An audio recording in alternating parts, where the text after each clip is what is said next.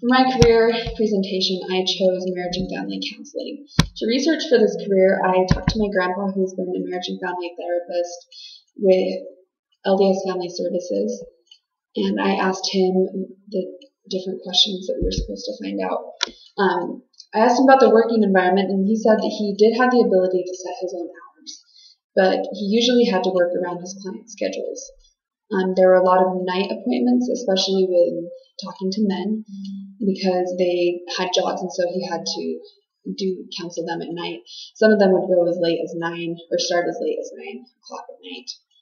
Some typical stressors with this job were dealing with sexual abuse. Almost every case that he dealt with, there would be sexual abuse that he would have to help them overcome. As a result, he was called into court quite frequently to testify on behalf of his clients. Another stressor that he found was dealing with suicide, and he had to learn how to protect himself as a professional and know when it was best to get outside help to help them deal with suicide if they were contemplating it. Typical benefits that he found that he had with this job were he was on a salary. He also received life, health, and disability insurance through the church. He received paid holidays and some vacation, and then he's also received a retirement payment plan. Some common job tasks that he found or that he had were to always counsel with the clients, and after each counseling session he would do a write-up on a report on how the session went and what they can do to follow up with each client.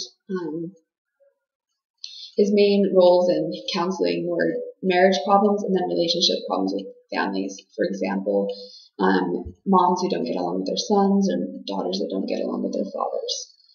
He also did group counseling, which facilitated discussions between groups or between people who struggled with the same problems, and they were able to help each other. He also taught parenting classes and would hold seminars on divorce to help people learn how to cope with the struggles that they were dealing with.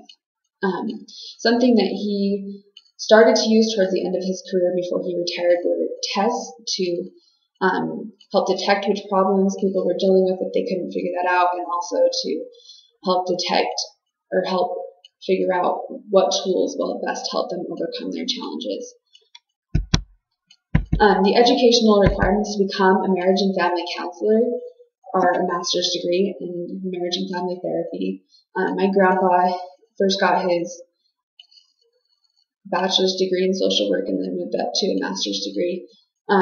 He did say that you can get a PhD, but it's not always necessary, and the pay raise won't be that much more significant, so you should really only get a PhD if you're hoping to teach.